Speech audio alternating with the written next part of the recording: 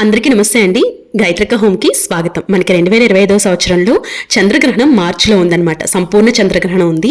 అయితే ఆ రోజే మనకి హోలీ పౌర్ణమి అలాగే లక్ష్మీ జయంతి కూడా వచ్చింది. అయితే చంద్రగ్రహణం ఉండడం కారణంగా హోలీ పౌర్ణమి చేసుకోవచ్చా చేసుకోకూడదా, లక్ష్మీ జయంతి పూజ చేసుకోవచ్చా చేసుకోకూడదా, అలాగే సంపూర్ణ చంద్రగ్రహణం పట్టు విడుపు సమయాలు ఎప్పుడు, అలాగే గ్రహణం సంభవించే ప్రాంతాలు ఏమిటి, గర్భిణీ స్త్రీలు ఎలాంటి నియమాలు పాటించాలి అనే విషయాల గురించి ఈ రోజు మీతో షేర్ చేస్తున్నాను.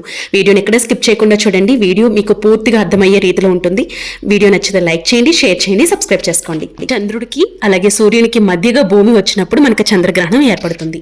అంటే సూర్యుని కాంతి చంద్రుడిపై పడకుండా భూమి అడ్డుగా ఉంటుందండి. కాబట్టి ఈ కారణంగా భూమిపై ఉన్న వాళ్ళకి చంద్రుడు కనిపించడం అన్నమాట. దీన్ని చంద్రగ్రహణం అని అంటారు. అయితే ఈ చంద్రగ్రహణాలన్నీ కూడా పౌర్ణమి వేళలో సంభవిస్తాయి.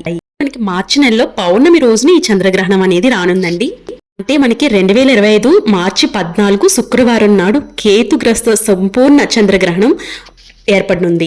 ఈ చంద్రగ్రహణం యొక్క పట్టు విడుపు సమయాల్లోకి వెళ్ళినట్లయితే 2025 సంవత్సరం మార్చి 14 శుక్రవారం నాడు, అంటే గ్రహణం పట్టు సమయం ఉదయం 9:27 నుండి ప్రారంభమవుతుందండి.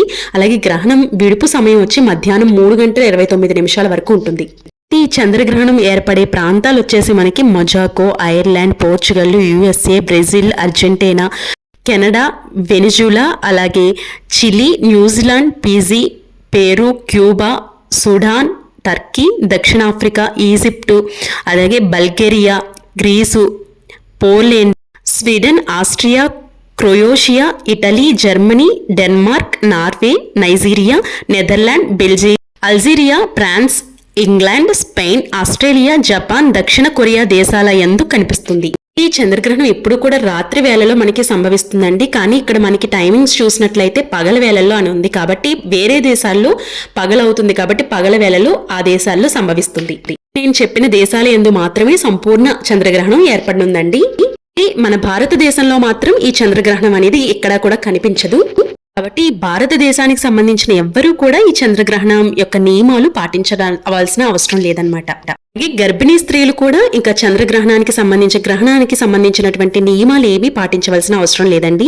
అలాగే ఏ రాశి పైన వారికి కూడా చంద్రగ్రహణ ప్రభావం అనేది ఉండదు.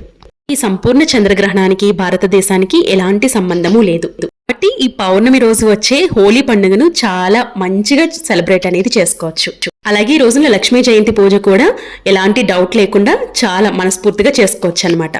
ఒక డౌట్ అయితే వస్తుందండి, చంద్రగ్రహణం ఏర్పడే ప్రాంతాల్లో మన భారతీయులు ఉన్నారు అనుకుంటే వాళ్ళు తప్పకుండా ఆ గ్రహణ నియమాలు అనేవి పాటించాల్సి ఉంటుంది. ఈ వీడియో నచ్చితే లైక్ చేయండి, షేర్ చేయండి, సబ్స్క్రైబ్ చేసుకోండి. మీకు ఇంకా ఏమైనా డౌట్స్ ఉన్నాయనుకుంటే కమెంట్ సెక్షన్లో అడగండి, తప్పకుండా మీకు రిప్లై అనేది ఇవ్వడం జరుగుతుంది. రేపటి ఒక మంచి వీడియోతో మళ్ళీ కలుద్దాం. అలాగే పౌర్ణమి రోజున లక్ష్మీ జయంతి పూజ ఎలా చేయాలి అనేది రేపటి వీడియోలో అప్లోడ్ చేస్తాను, మిస్ కాకుండా చూడండి. రేపటి వీడియోలో మళ్ళీ కలుద్దాం. అప్పటి వరకు నమస్తే, మీ గాయత్రక్క.